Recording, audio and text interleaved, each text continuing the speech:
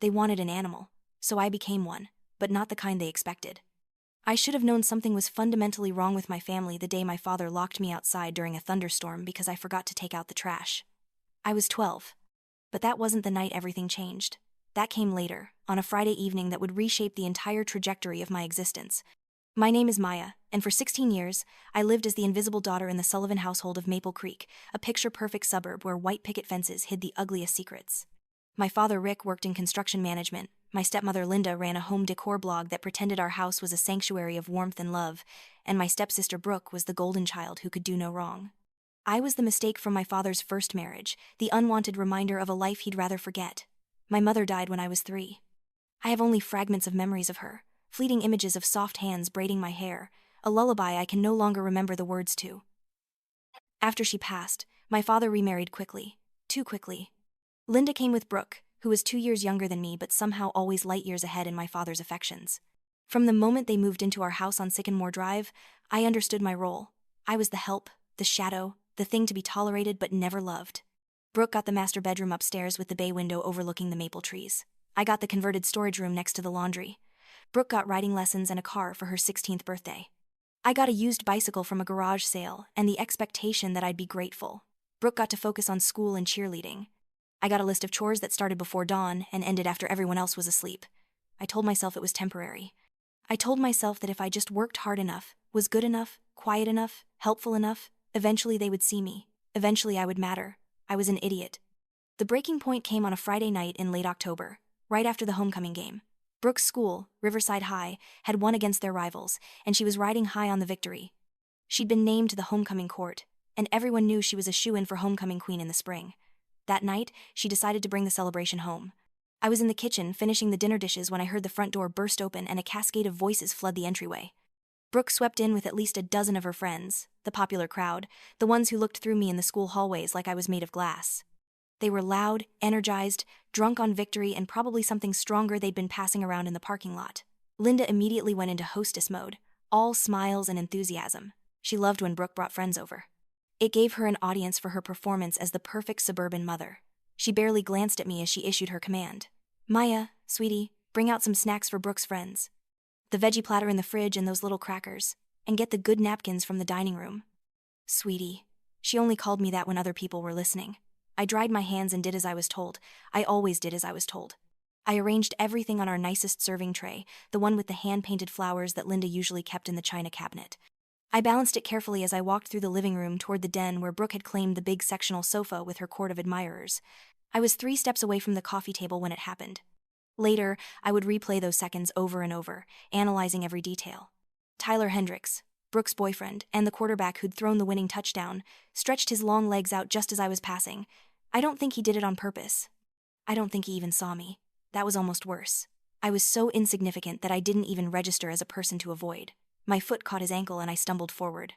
The tray tilted and time seemed to slow down as I watched 3 cans of Coke, already opened and sweating condensation, arc through the air in perfect trajectory toward Brooke. She was wearing her Letterman jacket, the one with the chenille patches and her name embroidered in flowing script across the back. It cost $300. I knew because I'd overheard Linda bragging about it to her book club. The soda hit her like a tidal wave, soaking the cream-colored leather sleeves and dripping down onto the white jeans she'd paired with it. The room went silent. Completely, utterly silent. I stood there, frozen, the empty tray still in my hands, watching dark cola drip from Brooke's hair onto the hardwood floor Linda had just had refinished. Then Brooke started to laugh. Not a scream. Not a shout. A cold, cruel laugh that made my blood freeze. "Oh my God, Maya." She looked at me with such pure contempt that I felt it like a physical blow. "You're as clumsy as a newborn puppy. Pick it up." Her friends erupted in laughter. Tyler was doubled over. Madison Grant, the head cheerleader, was practically crying with amusement. Someone pulled out their phone, and I absolutely knew, that this moment was being captured, that by morning it would be on every social media feed in school. I dropped to my knees and started gathering the cans, my hands shaking so badly I could barely grip them. The carpet was soaked. Linda's antique rug, the one she'd inherited from her grandmother, was stained dark brown. That's when I heard the heavy footsteps. My father had been in his recliner watching a football game with a beer, his usual Friday night routine. He'd heard the commotion and the laughter. When I looked up, he was standing in the doorway, his face already red, his jaw set in that way that made my stomach drop. "What did you do?" His voice was low, dangerous. I opened my mouth, but no words came out. What could I say? It was an accident? I'm sorry? Those words had lost their meaning years ago. Brooke, however, had plenty to say. She transformed instantly, her cruel smile melting into an expression of wounded innocence. It's okay, Dad. It's just Maya being Maya again. She ruined my jacket, but I'm sure she didn't mean to. She paused, just long enough for the next words to land with maximum impact. Animals don't really think, do they? Animals. That single word hung in the air like poison gas. My father's hand clamped around the back of my neck. His fingers dug in hard enough to bruise. I'll teach you some respect. He didn't just drag me to the back door. He hauled me through the kitchen, past Linda, who turned away, past the wide-eyed stares of Brooke's friends who'd followed to watch the show. He shoved open the back door, the screen door slamming against the house with a bang that echoed through the neighborhood. The back porch was old, the wooden slats weathered and splintering. As he pulled me across it, I felt a long, sharp splinter drive deep into my palm. The pain was immediate and bright, but I didn't cry out. I'd learned a long time ago that showing pain only made it worse. He threw me down onto the lawn.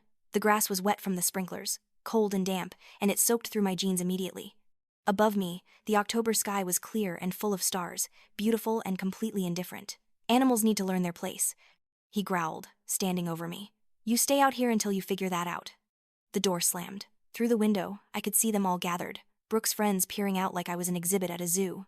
I could hear their muffled laughter, see their phones pointed at me. More content, more humiliation.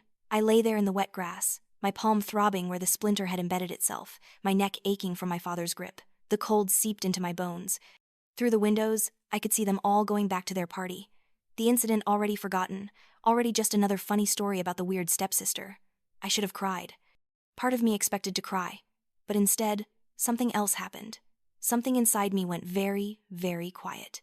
And in that quiet, something new was born. Something cold and clear and absolutely certain. They wanted an animal? They were going to get one. But this animal wasn't going to roll over and take it anymore. This animal was going to hunt. I pulled the splinter from my palm, watching my blood well up black in the darkness. I pressed my thumb against the wound and made myself a promise. They would regret this. Every single one of them. And they would never see it coming. After an hour, Linda opened the door and told me I could come in. She didn't apologize. She didn't ask if I was okay. She just said, "Clean up that mess in the living room before you go to bed." I did. I cleaned up every drop of soda, scrubbed the rug until my arms ached. Brooke and her friends ignored me completely, stepping around me like I was a piece of furniture. When I finally finished, near midnight, I went to my small room and sat on the floor. I didn't sleep that night. Instead, I began to plan. The first thing I did was become a ghost in my own home. I moved through the house silently, barely speaking, doing my chores with mechanical efficiency. But while I worked, I watched. I observed everything. I learned Brooke's entire routine. She woke up at 6:30 every morning and spent 90 minutes getting ready for school. Her bathroom counter was a chemistry lab of expensive products, each one in a specific place, each one essential to maintaining the perfect image she projected. She checked her phone obsessively, refreshing her social media feeds every few minutes to see who'd liked her latest post, who'd commented, what her ranking was in the invisible hierarchy of high school popularity. I learned that Linda's entire sense of self-worth was tied to her home. Every surface had to be spotless, every decoration had to be perfectly placed. She had a set of antique linens that had been in her family for 3 generations, pure white Irish linen tablecloths that she only brought out for special occasions. She kept them in a cedar chest in the dining room and showed them off to anyone who would listen, telling the story of how they'd been hand-embroidered by her great-grandmother. I learned that my father's pride was invested in 2 things, his tools and his truck.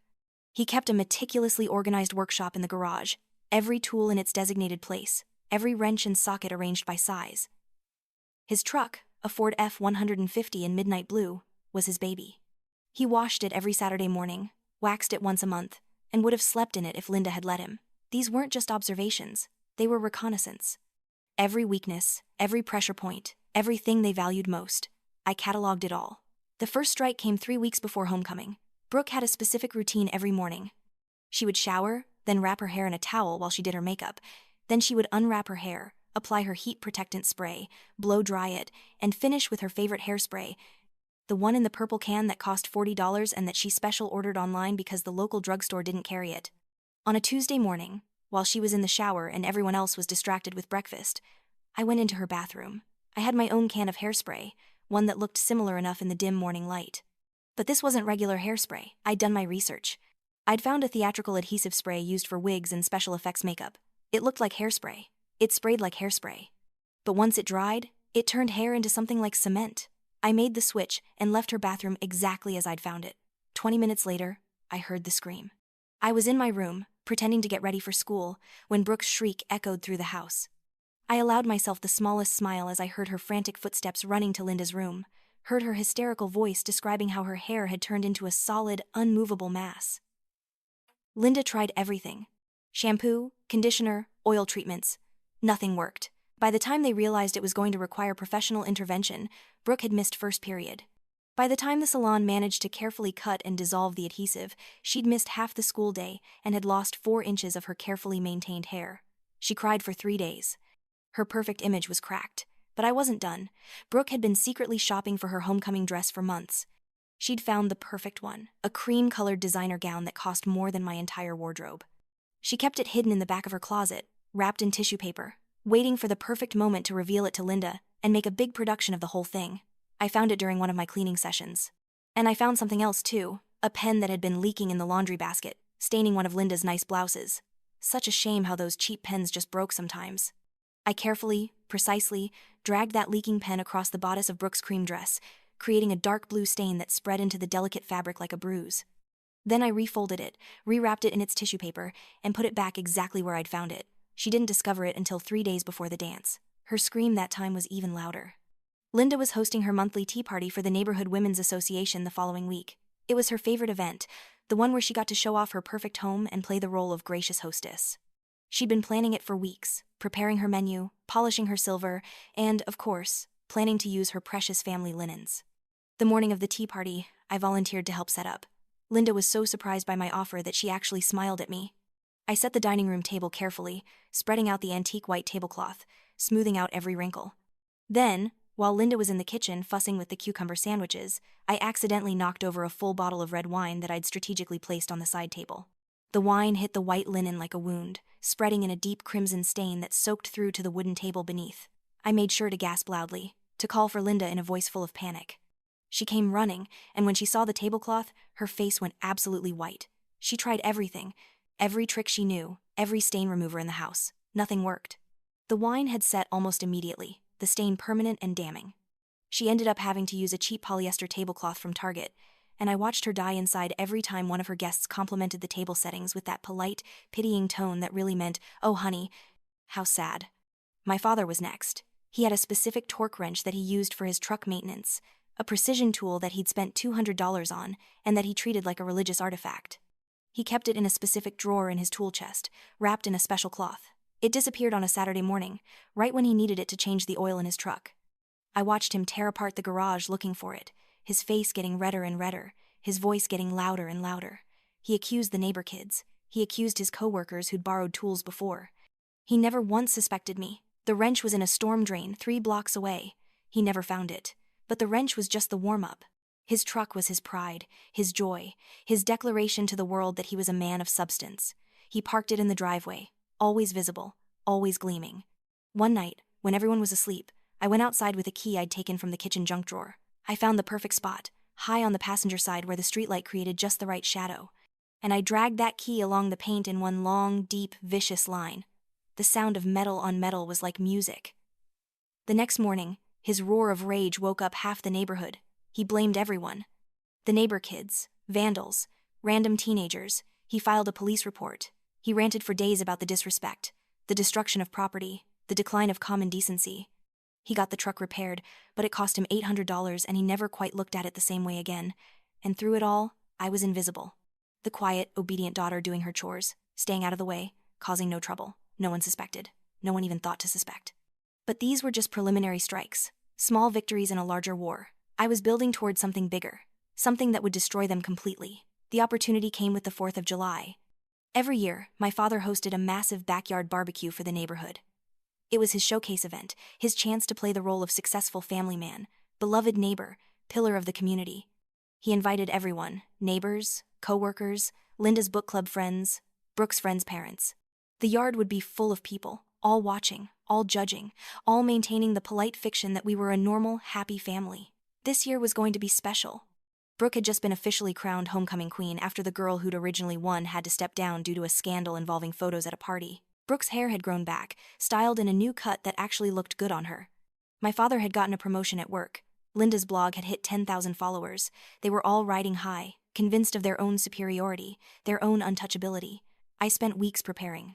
Not the food, not the decorations. My revenge. I'd been collecting evidence since that Friday night in October. I'd kept the shirt I was wearing, stained with grass and dirt from being thrown on the lawn. I'd saved the splinter I'd pulled from my palm, sealed in a plastic bag with a note about the date. I'd secretly recorded conversations, using a small digital recorder I'd bought with money I'd saved from doing odd jobs for neighbors. I had my father's voice from that night, growling, "Animals need to learn their place." I had recordings of Brooke and her friends laughing about my humiliation, planning new ways to torment me, discussing how pathetic I was. I had screenshots of text messages Brooke had sent to her friends, complete with photos of me being punished, memes making fun of me, casual cruelty documented in digital permanence.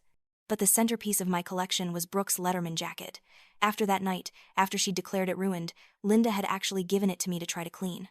I'd told her I couldn't get the stain out. I'd lied. I'd actually cleaned it perfectly, and then I'd kept it. Over the following months, in the hours late at night when everyone else was asleep, I'd taught myself to embroider. I'd practiced on scraps of fabric until I could match the exact thread color and stitching style of the jacket's original embroidery. And then, carefully, meticulously, I'd added something new. On the inside lining, where it wouldn't be visible unless you really looked, I'd embroidered in perfect professional-looking script, property of a bully. The 4th of July arrived bright and hot, the kind of summer day that made the asphalt shimmer and the air taste like heat. By 2 in the afternoon, our backyard was full of people. The grill was smoking, the coolers were packed with beer and soda, and my father was holding court by the barbecue, master of his domain. I'd been the perfect helper all day.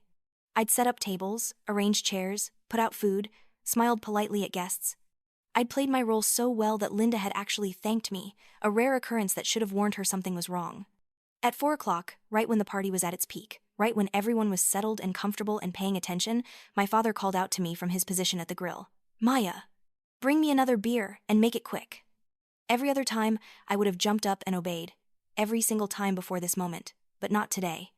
I walked out to where he stood, surrounded by his friends and neighbors, the king of his suburban castle. I walked out empty-handed, and I looked him directly in the eyes. "Get it yourself." The words were quiet, but in the sudden silence that fell over the backyard, they might as well have been shouted through a megaphone. My father's face went through a remarkable transformation, from confusion to disbelief to rage so intense I could see the veins bulging in his neck. The entire party had gone quiet, 50 pairs of eyes locked on us. "What did you say?" His voice was deadly. I said, "Get it yourself." I didn't raise my voice. I didn't need to. "I'm not your servant anymore." He took a step toward me, his fists clenched, and I saw several people shift uncomfortably. They were starting to see something, some crack in the perfect facade. "You think you can talk to me like that? You think you're something special?" "No," I said, my voice steady. "You're the one who told me what I was. Remember?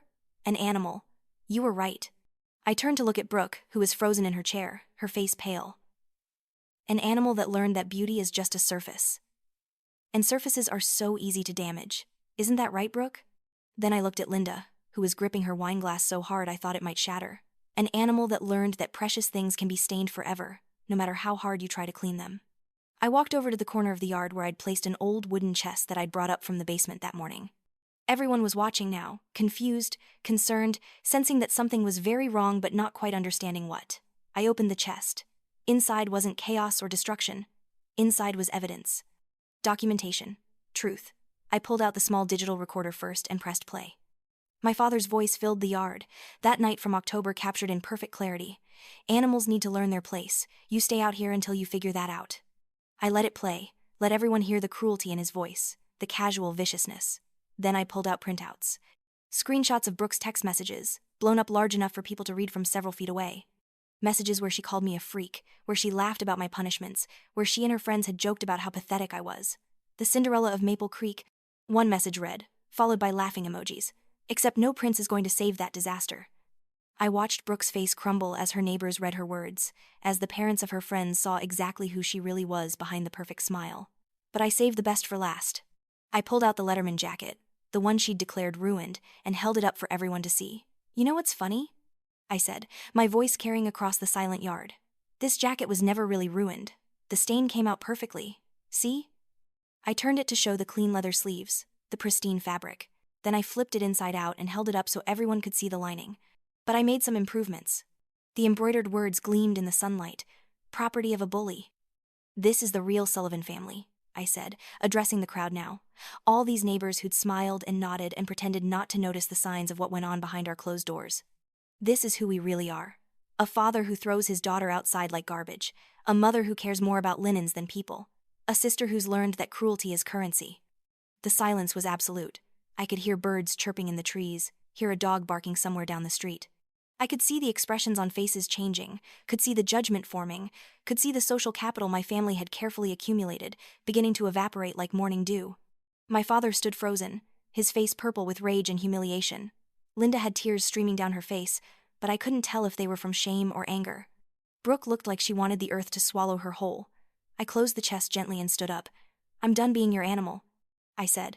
"I'm done being your servant, your punching bag, your invisible daughter. You wanted to teach me my place? Consider the lesson learned." I walked past them, past the silent crowd, into the house. I'd packed a bag days ago, hidden it in the garage. I grabbed it now and walked straight through to the front door. Behind me, I could hear the murmur of voices starting up, could hear Linda sobbing, could hear my father trying to make excuses that no one was buying. But I didn't turn around. I didn't look back. I walked down Sycamore Drive in the golden late afternoon light, past the perfect houses with their perfect lawns, carrying everything I owned in a single backpack.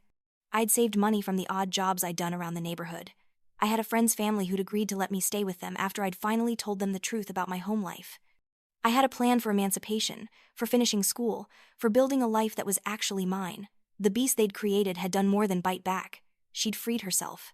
6 months later, I was living in a small apartment near downtown, working part-time at a bookstore and finishing my senior year at a different school. The Sullivans had become pariahs in Maple Creek. Linda's blog had imploded after several of her neighbors left detailed comments about what they'd witnessed at the 4th of July party. Brooke had lost her homecoming queen crown and most of her friends. My father had been quietly asked to step down from the neighborhood association. I heard all this through the grapevine, through mutual acquaintances, through the small-town gossip network that had once been their greatest weapon and was now their undoing. I felt nothing when I heard it. Not satisfaction, not guilt, not vindication. Just a quiet, calm certainty that I'd done what I needed to do to survive. On the night before graduation, I stood in my small apartment, looking at the acceptance letter from the state university. Full scholarship, a chance to start completely fresh. A future that was mine to build. I thought about that girl lying in the wet grass on an October night, making a promise to herself. I'd kept that promise. The animal they'd created had learned to hunt, had learned to fight back, had learned that she didn't have to accept their definition of who she was. I learned that beauty could be damaged, that precious things could be stained, that tools could disappear and trucks could be scratched. But more importantly, I learned that I was not what they said I was. I was not less than. I was not a servant or a shadow or a thing to be tolerated. I was Maya, and I was free. The beast they created had done more than survive. She'd learned to thrive. And she would never, ever let anyone make her feel small again.